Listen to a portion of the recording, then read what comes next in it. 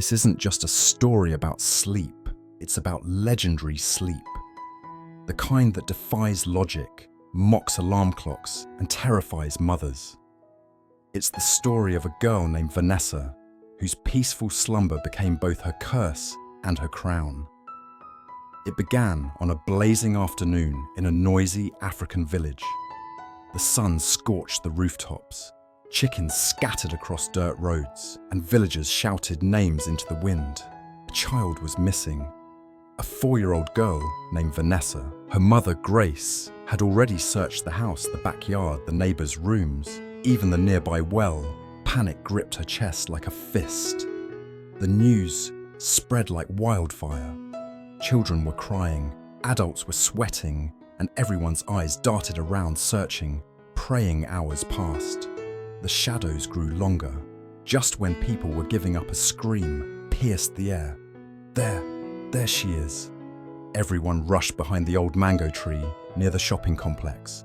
And there she was, Vanessa, lying face down on the ground, her small body still as a rock, her clothes dirty and soaked with sweat and dust. But that wasn't the strangest part.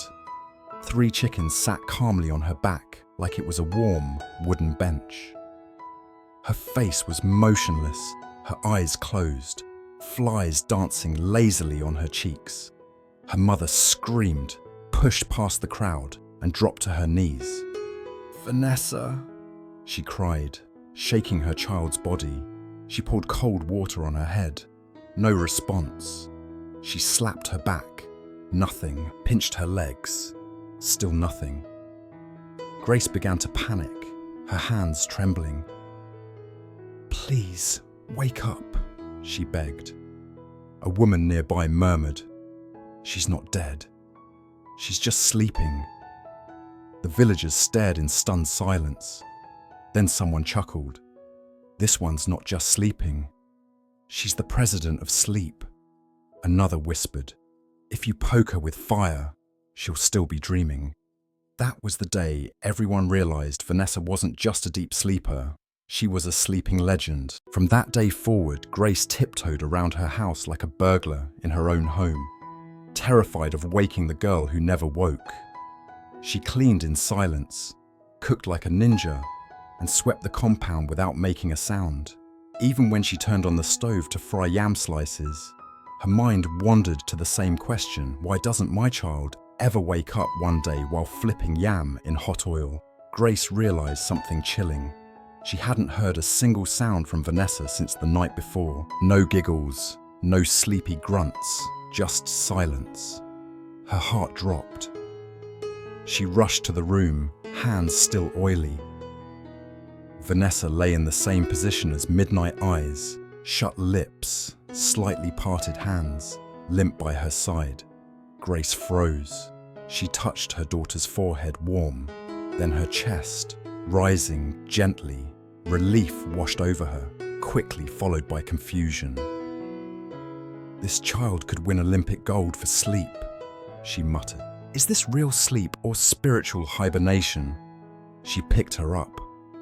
Vanessa's napkin was soaked, squishy and overflowing. "You bathed yourself in this and still didn't wake up," Grace whispered in disbelief midair. Vanessa finally stirred, stretched, yawned, and went right back to sleep in her mother's arms. Grace stared at her like she was holding a ticking time bomb. "My child is not human. She's a spirit in disguise." Just then, the neighbor Mama Fola walked in and burst into laughter. "She's still sleeping. You are blessed. Oh, my own child cries, like witches are chasing him." Grace forced a smile. "Blessed. I'm beginning to wonder if I gave birth to a girl or a sloth." They laughed, but deep down, Grace was uneasy. This wasn't normal. She cleaned Vanessa up, changed her napkin, and placed her gently back into her crib. Not even a flinch. As she returned to the kitchen, she mumbled, "If sleep had a president, I've raised her." But this was only the beginning. By stage 5, Vanessa had become famous in the village. Her round cheeks, tiny feet, and permanent barefoot look were the stuff of local legend. Children knew her as the girl who could sleep inside thunder. Even lightning storms couldn't rouse her. One sunny afternoon, Grace was sweeping the compound when a teenage boy burst in panting, "Mama Vanny! Mama Vanny! Come quick!" Grace dropped her broom. "What happened?" "It's Vanessa," the boy gasped. She's under the mango tree again, with a chicken lying on her back." Grace ran like her feet were on fire. A crowd had already gathered, some laughing and others shaking their heads. And there at the base of the tree, curled up like a puppy, was Vanessa. One chicken had made itself comfortable on her back, using her as shade. A butterfly had landed on her nose, undisturbed. "Is she alive?" someone whispered. "Alive!" another replied sarcastically. "If you burn her with a torch, she'll still be dreaming." Grace, half embarrassed and half furious, bent down and shook her. No response. She pinched her gently, nothing. Finally, Vanessa stirred, rubbed her eyes and mumbled, "Mummy, I wasn't sleeping, I was meditating." The crowd roared with laughter. "Meditation in dreamland," one woman joked. A teenage boy added, "Next time, we should put her on a donkey and see if she sleeps while riding." Grace picked her daughter up with a mix of shame and disbelief. How can someone play and sleep at the same time? What did I give birth to? A baby or a rechargeable mattress? After that, Grace stopped letting Vanessa wander far from home. But no matter how much she tried to control her, the strange sleep episodes continued. Grace couldn't relax. She couldn't look away for even a moment. Weeks turned to months. Then came the day everything changed. It was almost sunset. Children were playing in the compound, their laughter filling the air. But something felt wrong. Grace stood in the doorway, scanning the yard. "Vanessa?" she called. No answer. She searched her room. Empty. She checked the school field. Nothing. She asked the neighbours. No one had seen her. "She no fit go far," one man said, "unless she sleeps somewhere." Another added, smirking, "You think this is funny?" Grace snapped. "My daughter is missing." Tears welled up in her eyes. It was getting dark. Vanessa was only 7, quiet, sleepy and vulnerable. The whole village joined the search. Flashlights, lanterns, shouts and whistles, but no trace. Night fell, then day broke. Still nothing. Grace hadn't slept. She hadn't eaten. "She's just a child," she whispered, sobbing. "My peaceful baby." Then on the second night, a drunk man stumbled behind the village bar to relieve himself. He stopped mid-step. He squinted. Then he screamed, "Jesus! Ghost! Pikin day here!" People rushed with torches, and there she was, Vanessa, sleeping beside a pile of crates, hugging a black nylon bag filled with bottle caps and counters. Dust on her face. Mosquitoes hovering was nearby. She slept like royalty. "Is she alive?" a woman cried. Another lifted her hand, warm. Then Vanessa murmured in her sleep, 10 red, 2 green. Grace came running. The moment she saw her daughter, she collapsed. "You left me for 2 days and you were here sleeping." The bar owner scratched his head. "She came in yesterday afternoon, said she wanted counters for maths. I didn't know she'd disappear into another planet." Vanessa, still asleep, clutched the bag like treasure. Someone whispered, "Maybe we should tie a bell to her waist." Another laughed, "Or install GPS in her brain." As Grace carried her daughter home, she laughed through her tears. "God, this one is not ordinary. Is this how angels behave when they visit Earth?" But deep down, fear had taken root in her heart. What if one day she never wakes up? Vanessa was growing, but so was the worry. At 8 years old, she could now sleep through the apocalypse and still not turn over. But the older she got, the heavier the consequences became. This wasn't just a childhood quirk anymore. It was a ticking time bomb, waiting to explode in the most unexpected way. When she turned 23, the village wasn't laughing as much. Grace had stopped making jokes entirely, and Pella was the young man with a warm smile and a heart full of patience who saw past the whispers and fell in love with the sleeping girl.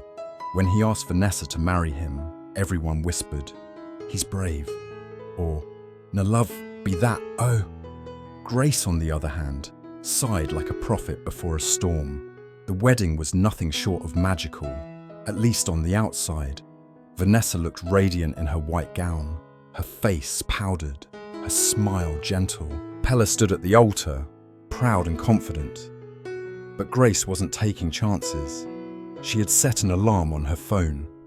3 minutes. Every 3 minutes she played a blaring sound through the tiny earpiece tucked neatly into Vanessa's ear. And it worked barely as the pastor welcomed everyone. Vanessa jolted slightly like someone had dropped ice down her back.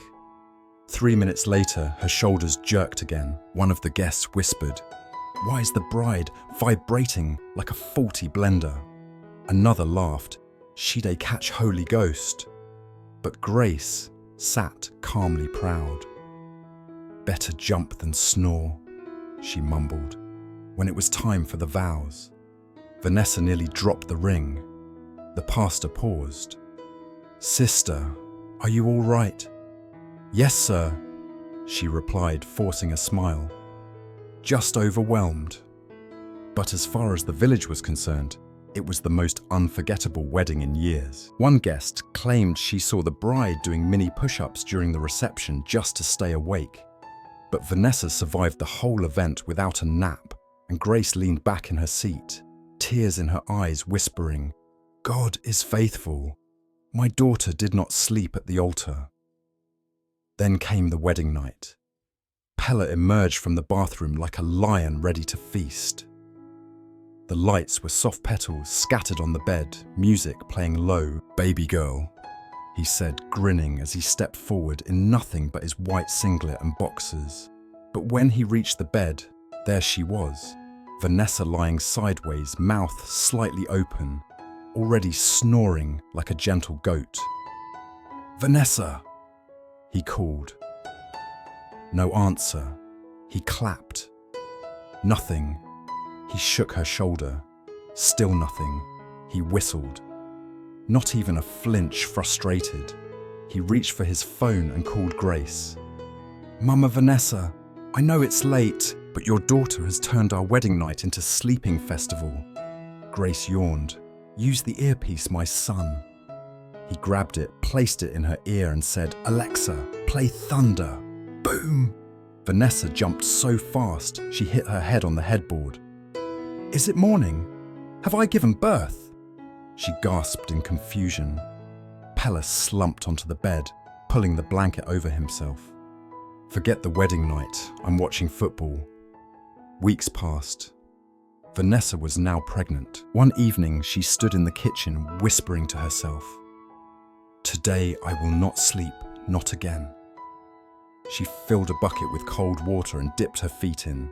She chewed bitter leaf and stuffed her mouth with bitter cola. She even placed a radio beside her ear, playing loud Fuji music. "I'm stronger than sleep," she chanted, "stronger than shame." But 5 minutes later, her head tilted, knees bent slightly. She squatted like a wrapped-up baby and slept. The yam on the stove boiled, then screamed, then exploded into charcoal. When Pella came home and smelled the disaster, he rushed in. "Vanessa!" he shouted. She jumped. "What happened? What time is it? What time is it?" he repeated, his voice rising. "Your yam has crossed over to the other side. I'm carrying your child. I'm tired." She snapped her eyes wide with fury. "My body is swinging, my mood is swinging, my soul is swinging. Everything is swinging, and you're shouting, 'Yam, yam, yam.'" He blinked. "You're blaming yam for mood swing," she cried louder. "This is not just mood swing, this is pregnancy swing, body swing, soul swing, everything swing." Pella stormed out, slamming the kitchen door so hard that the radio turned off by itself. Vanessa stood there biting bitter leaf like it was revenge. God is their deliverance for the sleepy-hearted. The following month, Pella came home from work with an announcement. My friends from secondary school are coming this weekend. They want to meet you. Vanessa forced a smile. Don't worry, I'll stay awake. I've changed. The day arrived, the house was spotless. Vanessa looked like royalty in her gown, heels clicking as she moved around the living room. When the guests arrived, she served them juice and smiled politely. They chatted, laughed, talked about school days. But then one of them noticed something strange. Vanessa's head had tilted slightly, one eye open, one eye closed. Vanessa? The guest whispered. She jolted up. Yes, I was meditating on what you said. They chuckled. 5 minutes later, she was gone. Sleeping again, lightly snoring, legs twitching like she was auditioning for a dream ballet. Pella's smile cracked. One guest whispered, Bro, is this meditation or malfunction? Then it got worse. Her head dropped into the juice tray, cups flew, juice splashed all over the guests. There was silence, then awkward laughter. Then they got up and left. On the way out, one of them texted Pella, Bro, I no longer envy your marriage. I now pray for you. Pella turned to Vanessa, still sleeping on the couch. He clapped. Nothing. He snapped his fingers, still nothing. Then with clenched teeth, he plugged in the Thunder earpiece and pressed play. The sound was loud enough to wake the dead. Vanessa leapt up like she was being exorcised. My baby, my stomach, she screamed. Pella blinked. Are you acting to escape my anger? No, she gasped. My water just broke. In seconds, the fury in his face melted into fear. You're in labor. Yes. He grabbed the car keys, supported her with one arm, and muttered prayers under his breath. Father, forgive me. I was about to beat somebody's mother. At the hospital, nurses rushed to help her. Sir, one nurse said, your wife needs to stay awake to push. I'm ready, Pella replied, already holding her earpiece. No more drama. But as Vanessa screamed through the first contraction, she dozed off mid-scream. A nurse shouted, she's sleeping again. Pella plugged in the Thunder. Vanessa jumped. Who poured water on the gas? Just push, madam. 3 alarms, 2 slaps from Nurse Bose, and 5 full contractions later, the baby girl finally came out crying, but Vanessa already snoring again. Dr. Aisha turned to Pella, half amused, half exhausted. Congratulations, it's a baby girl and a sleeping beauty for a wife. Pella held his daughter gently. Please, Lord, don't let her inherit this gift. At first it seemed motherhood had changed. Vanessa, every time her baby cried, she woke instantly. Neighbors praised her. Grace danced with joy. The baby has replaced the alarm clock. They laughed. But one night Pella left for work and gave her one instruction. Watch the baby, please don't sleep. She nodded confidently. Me sleep never again. 30 minutes later the baby cried. 1 hour later, still crying. 2 hours. Her voice went from wah, wah to dolbu. And Vanessa asleep on the couch, mouth open, slippers hanging halfway off her feet. It was Mama Titi from 2 buildings away who heard the weak cry and stormed in. She found the baby on the floor wriggling and dehydrated. Vanessa! She screamed. No answer. She poured water on her. Still nothing. This one is dead or what? Is this mortuary sleep? Mama Titi took the baby to her house and texted Pella, I've taken your child. Your wife is sleeping like a stone. Pella rushed home in a storm. Vanessa was still in the same position he left her in, exactly the same. He picked up her arm. It dropped like boiled yam. He stared at her for a long time. Maybe I married a cursed sleeping beauty. The next day at the hospital, the doctor said, "Just 5 more minutes and your baby would not have made it." Pella broke. He stood beside the window, fists clenched, lips trembling. Then he turned to Vanessa. "I've tolerated you enough," he said. "You've turned me into a public joke. I don't ever want to see you again." "Please, Pella," Vanessa sobbed. "I love you." "I didn't mean for this to happen," but he walked away holding their baby to his chest like it was the only thing left that still made sense. "I and our child will be fine. You go, rest well, wherever sleep finally buries you." Vanessa stood outside the hospital gates, clutching her small bag with trembling fingers.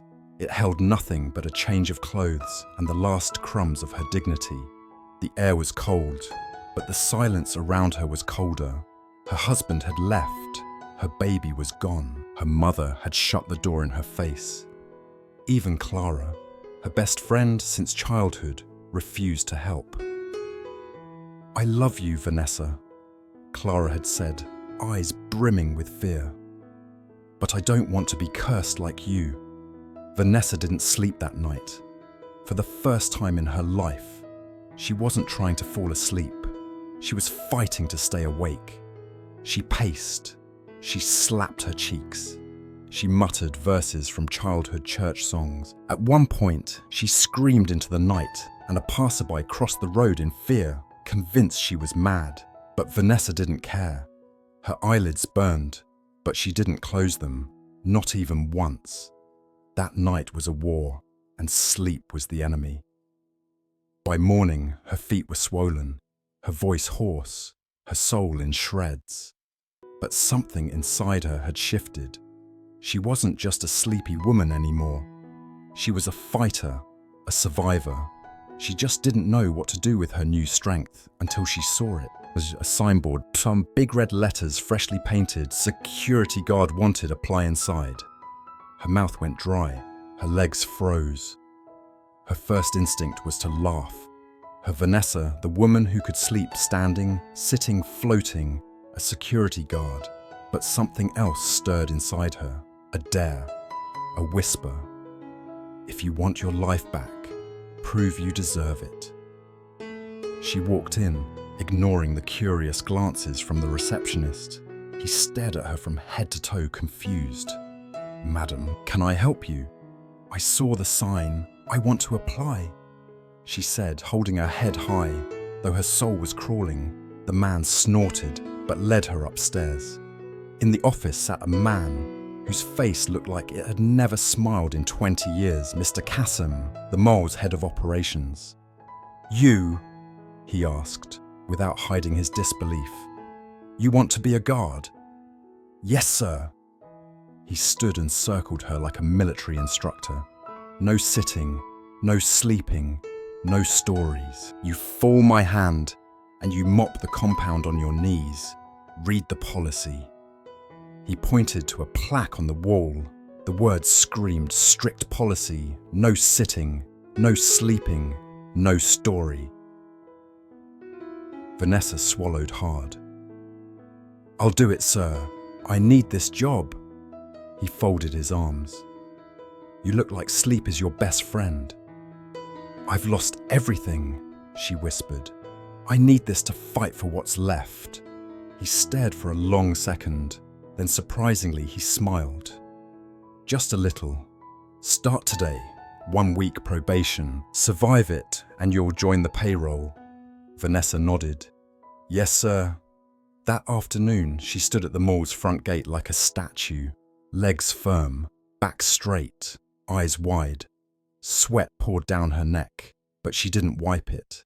She didn't blink too long. Every second she whispered to herself, "I'm stronger than sleep. I'm stronger than disgrace." What Vanessa didn't know was that Mr. Kassem was watching her through the CCTV screen. "She'll collapse before lunch," he said to his assistant, but hour after hour passed and she didn't budge. At one point, he sent a staff member to pretend to be a customer. "Excuse me, Ma, is there a pharmacy inside?" the woman asked. Vanessa saluted and pointed. Yes, ma. Go straight. Then left. Shop 22. Still standing. Still alert. She even brought out a bitter leaf from her pocket and chewed it slowly. By the 5th hour, Mr. Kassam walked down himself. Good afternoon, sir. She greeted, sharp and proud. He stood there for a while, then muttered, You might just be my best staff yet. Let's see how you do at night. 3 days late, Vanessa was placed on the night shift, nicknamed the Stretch of Darkness. No customers, no light, just shadows and silence. It was the shift that broke even the strongest guards. As Mr. Kassam handed her the schedule, he said, Are you sure you can do this?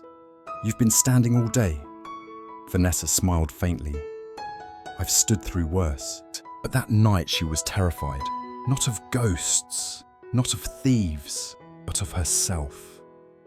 Her greatest enemy had always been nearby, patient, quiet, irresistible, asleep at 10 p.m. the mall locked down. Vanessa patrolled the hallways with a flashlight and a whistle. At 11:30, she yawned. At midnight, her legs trembled.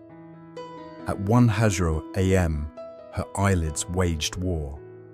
She poured water on her face. She chewed 3 bitter cola at once, her jaws ached, then 2:15 a.m. She leaned against the glass door for just a second and suddenly jumped with a scream. A loud bang had echoed in her ears, but there was nothing there.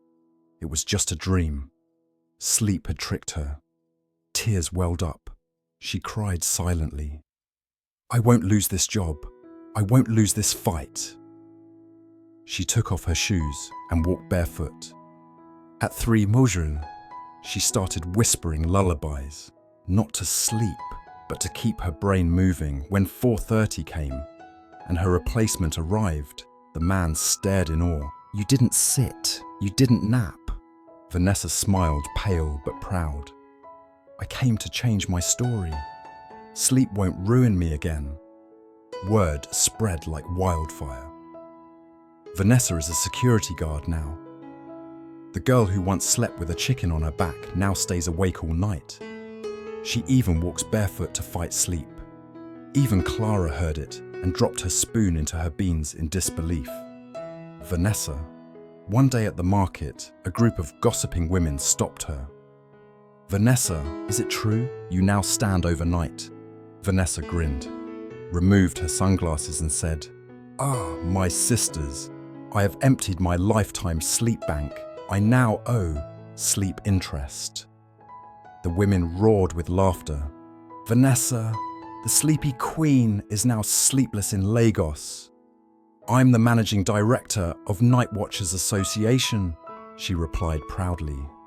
Soon people didn't just come to shop, they came to see Vanessa. An old woman walked all the way from another district just to see her and whispered, I told my grandchildren I would not die until I see the woman who once slept inside a mortar. Some took selfies with her, some offered her snacks. Sales at the mall skyrocketed. Mr. Bartholomew, the mall owner, a grumpy man with a permanent frown, called her into his office. Vanessa stood tall, expecting to be fired. Instead, he smiled. Vanessa, you are no longer just a guard. You are our human billboard. From today, you're our customer experience officer. Vanessa gasped. Wait, officer with a chair. Yes, you may sit now. She collapsed joyfully onto the chair. Thank you, Jesus. I've been standing since Moses crossed the Red Sea. Just then, the office door opened. Pella both froze. Vanessa, he said, confused. Pella, she whispered. Bartholomew blinked. You two know each other. That's my husband, she said slowly. Pella looked at her uniform, her ID card, her new office. You really changed, he whispered, eyes soft. She stood tall, hand on hip. I told you, I've emptied all my lifetime sleep. I'm an active citizen now. They both laughed. Bartholomew, wiping a tear, said, "This is why I don't sack people anymore. They all come with movie scripts." Slowly, gently, they rebuilt their love. No drama, no shouting, just quiet conversations under the mango tree behind the mall, eating puff puff, laughing about charcoal yam. "I still can't believe you boiled yam into Judgment Day," Pella would tease. Vanessa would roll her eyes. "Leave me, that charcoal has retired." One weekend, Pella brought Bella, their now 2-year-old daughter, to visit. She ran to Vanessa and wrapped her tiny arms around her legs.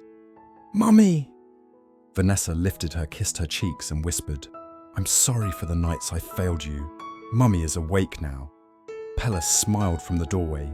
He had no regrets. He had done something special. He bought her a new white car with a red ribbon and a note that read, "For the woman who conquered sleep, pain and shame. Drive boldly, my queen." Vanessa screamed and hugged the car like she'd just won a visa to heaven. That Sunday, Mama Grace came to visit, but this time not to scold, to cry. "My daughter, look at you.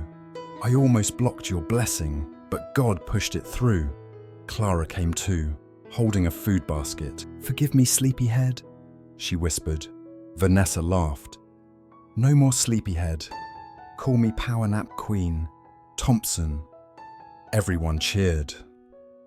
The house, once filled with guilt and silence, was now alive with joy, laughter, and new beginnings. Vanessa had finally awakened, not just from sleep, but into her true self. Thank you so much, besties, for staying with us all the way to the end of Vanessa's unforgettable journey, from being laughed at for her sleep to standing tall as a true symbol of resilience. Her story wasn't just about sleep. It was about strength, transformation, and proving the world wrong when no one else believes in you. If this story touched your heart, made you laugh, cry, or inspired you in any way, please don't forget to hit the subscribe button and join the Bestie family. Your support helps us keep telling stories that matter. And now it's your turn. Share your thoughts in the comments below. What was your favorite scene? What lesson hit you the hardest? And feel free to drop it in your own language too. We love hearing from every corner of the world. Until next time, stay strong, stay awake, and don't be like early Vanessa with love.